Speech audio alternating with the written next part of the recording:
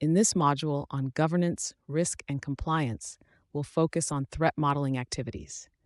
This section is crucial as it lays the foundation for understanding how to identify and mitigate potential security threats. By mastering threat modeling, you not only enhance your ability to secure systems, but also align with key objectives outlined in the CompTIA SecurityX certification.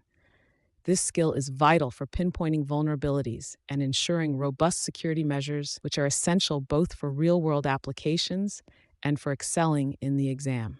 In this section, we're introducing the concept of threat modeling. Understanding threat modeling is crucial for anyone involved in cybersecurity, and it plays a vital role in identifying potential vulnerabilities within a system. This understanding ties directly into the objectives of the CompTIA SecurityX certification, aiming to ensure that professionals can effectively predict and mitigate security threats. Threat modeling is not just important for practical security, it's also a significant component of the certification exam.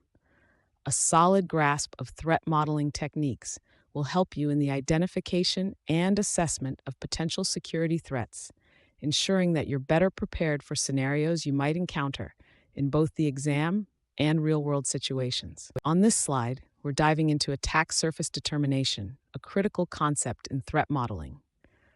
So what exactly is an attack surface? It's essentially the total network points where an attacker might try to enter or extract data from your system.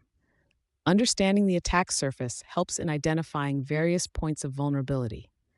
Key components to consider during attack surface determination include architecture reviews, data flows, and trust boundaries. Architecture reviews involve systematically analyzing your system's design to pinpoint potential weaknesses. Data flows help you understand how information travels within your system, highlighting areas that might be vulnerable to interception or injection attacks. Finally, trust boundaries are crucial as they delineate the lines where data transitions from trusted to untrusted zones, which are often targeted by attackers. By thoroughly examining these aspects, you can better secure your system against potential attacks. Architecture reviews are the focal point of this slide. Architecture reviews involve a systematic analysis of your system's architecture. The main purpose behind conducting these reviews is to identify vulnerable points in the design, ensuring the robustness and security of the architecture. One commonly used technique for conducting architecture reviews is diagram analysis.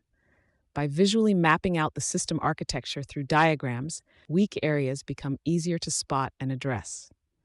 Additionally, conducting regular architecture review sessions is crucial. These meetings provide a platform for continuous assessment and improvement of the system architecture, ensuring that potential vulnerabilities are identified and mitigated promptly. In this slide, we are focusing on data flows, which are critical to understanding how data moves through your system. The importance of examining data flows lies in identifying the paths data takes, thus enabling us to pinpoint crucial areas where the system could be vulnerable. There are several methods to map and analyze these data flows effectively. Creating data flow diagrams, DFDs, is one of the primary techniques. DFDs help visualize how data travels between various processes, services, and storage points within the system. By identifying critical data points within these diagrams, we can better understand the potential risk areas and develop strategies to secure these points. An example tool used for this purpose is the Microsoft Threat Modeling tool. This tool assists in creating DFDs and allows for a comprehensive analysis of data movements across different components of the system. Here's an example of a DFD.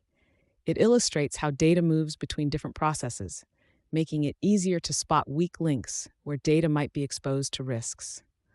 Understanding and mapping out data flows are essential steps to ensure the security and robustness of your system architecture. On this slide, we're focusing on trust boundaries. Trust boundaries are crucial in understanding where data can change trust levels, which essentially means points where the level of assurance about the data changes. The key areas to focus on are entry and exit points. These are the points where data moves from one system or trust level to another, such as from an external network to an internal network. An example of a trust boundary could be where your network's internal server communicates with external clients over the internet. Here, the trust level changes because the internal server generally has a higher level of trust compared to external traffic. Understanding these boundaries is essential for defining security measures, as it helps to identify where you need to apply more stringent protections and where vulnerabilities are more likely to occur. Now, let's dive into the topic of code reviews. The primary purpose of conducting code reviews is to find vulnerabilities in the source code before they make their way into production. This proactive approach helps in identifying and fixing security flaws early in the development process. There are two main methods for code reviews: manual and automated. Manual code reviews involve developers or security experts going through the code line by line to detect potential security issues. This method relies on human expertise and can be time-consuming but thorough.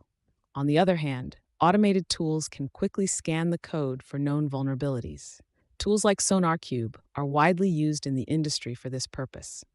For instance, you can use the SonarQube scanner with a simple command like sonar scanner-x to perform an automated code analysis. Integrating regular code reviews into the development lifecycle is considered a best practice. This ensures that the code is continuously being inspected for security issues, making your application more robust and secure over time. Human factors play a critical role in the security of any organization. While code reviews and automated tools are instrumental in identifying vulnerabilities in source code, the human element is often the weakest link. This brings us to our focus areas: user habits and training and awareness. User habits can significantly affect security. Poor practices, such as weak passwords or disregard for security protocols, can create vulnerabilities. Therefore, it's crucial to instill strong security habits among users.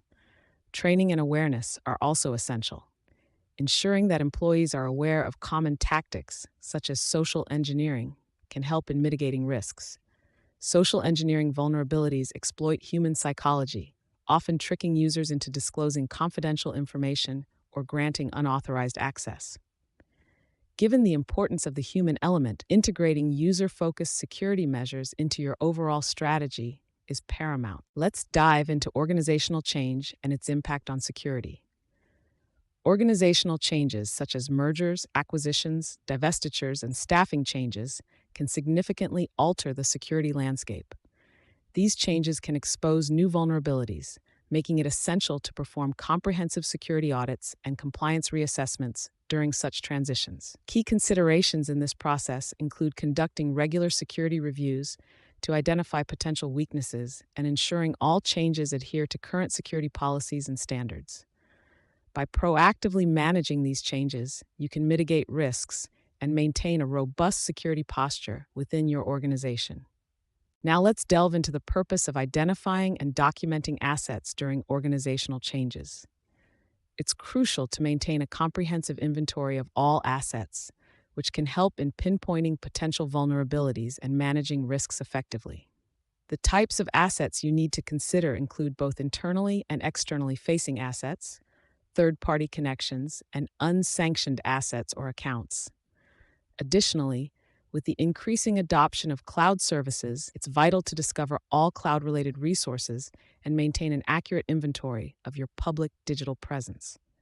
To aid in this discovery process, example tools such as Nmap can be highly effective. For instance, using the command nmap-sv 192.168.1.0-24 helps to perform service version detection on a subnet, providing valuable insights into the devices and services running within your network. By identifying and documenting these assets, you ensure a robust foundation for assessing and mitigating potential security threats during periods of organizational change. In conclusion, understanding threat modeling and recognizing the importance of each component within has been highlighted throughout this course. Regularly engaging in threat modeling activities is critical for maintaining robust security. By applying these practices in real-world scenarios, you can proactively manage and mitigate risks. As we move forward, consider integrating these methodologies into your daily operations to enhance your organization's security posture. Here we have the references slide. It lists the primary sources and further readings that can serve as valuable resources for expanding your understanding of threat modeling. First, we have the CompTIA SecurityX Official Study Guide, which offers comprehensive coverage of security principles, including threat modeling. Next, the Microsoft Threat Modeling Tool Documentation will provide you with specific instructions and methodologies on using their tool effectively. The SonarQube documentation is also included and is essential for understanding code quality and security through static analysis. For further reading, the Nmap Network Discovery Guide is suggested. This guide can help you gain deeper insights into network scanning and discovery techniques. Lastly, effective threat modeling with DFDs is recommended, which focuses on using data flow diagrams to create more robust threat models. These references will be invaluable as you continue to implement and refine your threat modeling practices. Thank you.